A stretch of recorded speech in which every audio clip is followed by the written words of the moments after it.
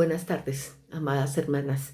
Esta tarde vamos a comenzar orando y luego vamos a leer el versículo que nos invita Pablo a meditar para nosotros aprender a orar con la palabra. Señor mío, te damos gracias por este estudio, más allá de mi lista de oración, lo que nos enseñan las cartas de Pablo, de nuestra autora Wendy Bello. Te oramos, Señor, que tú permitas que a través del poder de tu Espíritu Santo, tú nos des la sabiduría, el entendimiento, el conocimiento, la profundidad de entender todas las riquezas que hay en ti y en el poder del Espíritu Santo, y que podamos utilizar tu palabra en forma permanente, rogándote, Señor, por todas aquellas cosas que tú nos invitas y nos enseñas a orar a través de tu palabra. Te damos gracias en Cristo Jesús. Amén. Bueno, entonces comencemos. Estamos en el capítulo 5 y el versículo que está invitando Pablo a que nosotras meditemos y lo usemos para orar es Filemón 4, versículos 4 y 7. Doy gracias a mi Dios siempre, haciendo mención de ti en mis oraciones. ¿Cuál ti, Filemón? Pues he llegado a tener mucho gozo y consuelo en tu amor, porque los corazones de los santos han sido confortados por ti, hermano Filemón. Y hice una introducción y como notaron, la semana pasada nuestra hermana Modesta dio una lección sobre el Espíritu Santo. La lección es bastante extensa, por eso estaremos este miércoles, continuaremos en este propósito de recordar o aprender nuevamente sobre quién es el Espíritu Santo, que es Dios. ¿Por qué hicimos énfasis en esto? Porque precisamente en la página 89, donde quedamos después de mi primera conversación sobre este tema, fue en nuestro Dios consolador. Y voy a leer. No podemos hablar de ser instrumentos de amor y consuelo para otros sin antes hablar de ese rasgo particular del carácter de nuestro Dios. Podemos consolar a otros porque consolar está en la misma naturaleza de nuestro Dios. De hecho, Pablo habla en 2 Corintios 1:3, miremoslo en la Biblia, 2 Corintios 1:3 dice: Bendito sea el Dios y Padre de nuestro Señor Jesucristo, Padre de misericordias y Dios de toda consolación, el cual nos consuela en todas nuestras tribulaciones, para que podamos también nosotros consolar a los que están en cualquier tribulación, por medio de la consolación con que nosotros somos consolados por Dios. O sea que esto es como un ciclo. Necesitamos consolación, Dios nos consuela. Dios nos consuela, podemos dar consolación a otros. ¿Por qué? Porque Dios nos ha consolado. Importantísimo esto de la consolación, porque como dice la autora, está dentro de la misma naturaleza de nuestro Dios. Y nos pregunta, ¿ustedes saben qué es consolar? La Real Academia define la palabra como aliviar la pena o aflicción de alguien. Los términos que se traducen como consolación están muy ligados a la idea de la compasión en el Antiguo Testamento. Dios se presenta a sí mismo como el que consuela, y el pueblo de Israel ponía su esperanza en el consuelo que vendría de parte del Señor. Así dice Isaías 53, yo soy su consolador. ¿Quién eres tú que temes al hombre mortal y al Hijo del Hombre que como hierba es tratado? Ciertamente el Señor consolará a Sión, consolará todos sus lugares desolados. Sin embargo, cuando llegamos al Nuevo Testamento, se nos revela por excelencia la naturaleza consoladora de Dios a través de la persona del Espíritu Santo. Fue el propio Jesús quien anunció la llegada de este Consolador.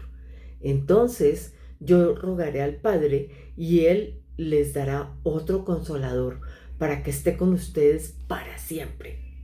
Consolador se traduce del griego como Paracletos y su significado literal es alguien llamado al lado. Y dice la autora, me parece hermoso y una manera perfecta de definir al que consuela como alguien que está a nuestro lado. Piensa específicamente en el contexto de ese anuncio para poder entender de una manera más amplia su significado. Jesús está con su grupo de discípulos con los que ha caminado y vivido durante 3 años. Este grupo de hombres era el menos probable para pertenecer al círculo íntimo del Maestro, pero junto a él habían recorrido ciudades y pueblos y compartido cenas, bodas, momentos tristes, noches bajo las estrellas, tormentas en el mar, pesquerías y milagros. Sin mediar introducción alguna, les anuncia su partida. ¿Te imaginas el desconcierto, el temor, la duda, la tristeza y la confusión que llenaron sus pensamientos? Me atrevo a decir que de momento no llegaron a comprender las implicaciones de las palabras de Jesús al anunciarles la venida de este Consolador. El rol del Espíritu Santo era diferente antes de la venida de Cristo y su obra en la cruz.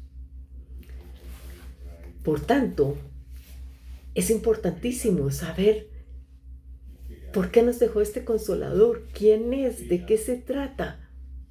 Ella hace una aclaración en cuanto a la obra del Espíritu Santo, porque en el Antiguo Testamento las personas no los tenían dentro de sí.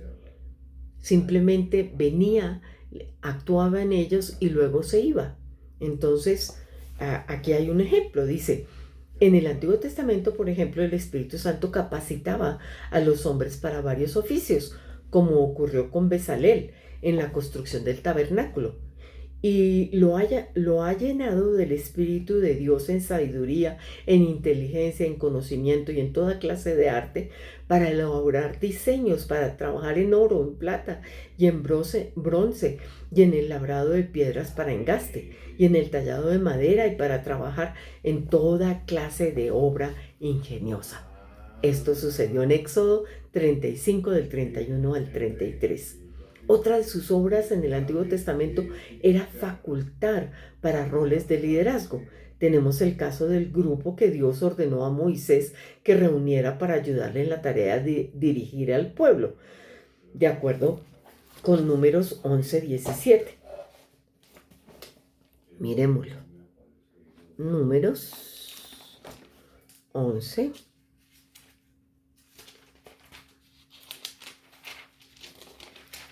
Dice así: y yo descenderé y hablaré allí contigo y tomaré del espíritu que está en ti y pondré en ellos y llevarán contigo la carga del pueblo y no la llevarás tú solo. Esto fue porque Moisés se quejó diciendo que estaba con muchísimo trabajo y el Señor le dijo, no te preocupes. Lo que he hecho contigo, que te he dado parte de mi espíritu, lo van a tener unos hombres que te van a ayudar a que aligeres tu carga y no vas a ser tú solo dirigiendo este pueblo tan grande. Miren cómo dice la palabra. Dice, no puedo yo solo soportar a todo este pueblo que me es pesado en demasía. Pobrecito. Y si así lo haces tú conmigo, yo te ruego que me des muerte, si he hallado gracia en tus ojos y que yo no vea mi mal. Entonces Jehová dijo a Moisés: reúneme 70 varones de los ancianos de Israel, que tú sabes que son ancianos del pueblo y sus principales, y tráelos a la puerta del tabernáculo de reunión y esperen allí contigo. Y yo descenderé y hablaré allí contigo, y tomaré del espíritu que está en ti y pondré en ellos, y llevarán contigo la carga del pueblo, y no la llevarás tú solo. Es precioso este ejemplo porque en muchas ocasiones eh, nos desanimamos porque no vemos suficientes personas sirviendo en la obra, pero el Señor es el que añade las personas. Inclusive en el Antiguo Testamento le dijo: escójame 70, pero ojo quiénes son y yo me encargo de ellos.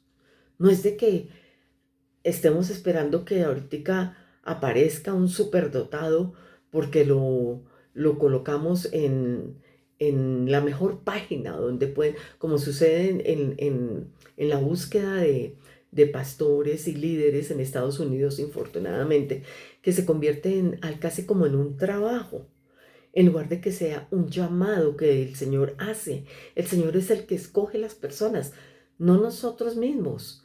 Es Dios el que pone la persona. Él pone reyes y quita reyes, dice la palabra. Entonces, qué interesante este ejemplo que salió aquí en el libro. Y luego ya da otra serie de ejemplos, pero nos queremos referir directamente al Consolador, que se traduce como Paracletos, y su significado literal es alguien llamado al lado. Sin embargo, para nosotros, los que ya somos creyentes, el Espíritu Santo viene a residir en nosotras. ¿Y cuándo se cumple esto? En Ezequiel, el Señor anuncia aquella cosa que va a suceder cuando Jesús se vaya, resucitó y asciende, y cuando envía al Espíritu Santo en Pentecostés, dice así: además les daré un corazón nuevo y pondré un espíritu nuevo dentro de ustedes. Quitaré de su carne el corazón de piedra y les daré un corazón de carne. Pondré dentro de ustedes mi espíritu y haré que anden en mis estatutos y que cumplan cuidadosamente a mis ordenanzas. De acuerdo con Ezequiel 36, 26, 27. Aquella promesa fue cumplida en Cristo, y ahora los que hemos creído por gracia y fe tenemos la garantía de que el Espíritu Santo mora en nosotros, de acuerdo con Juan 14, 17. Juan 14, 17. Juan 14, 14, 17. Juan 14, 17.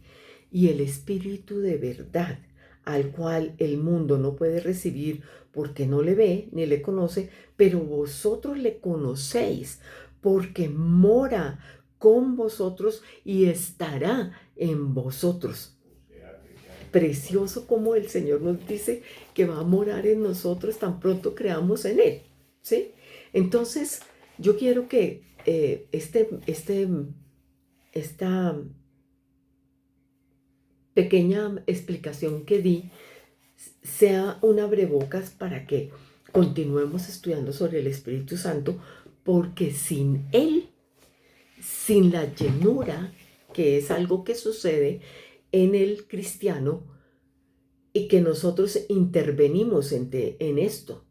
¿Por qué? Porque yo puedo entristecer al Espíritu Santo si yo estoy en pecado, si yo no le estoy obedeciendo, si yo no estoy así, con Él, así, así, así, bien, bien juntitos. El Espíritu Santo no puede obrar. Hay muchas razones para que Él no obre. Una es nuestro enojo, otra es sentimientos de depresión, afanes de la vida, no tener tiempo para Dios, comunión como a medias, como que es fría, tibia.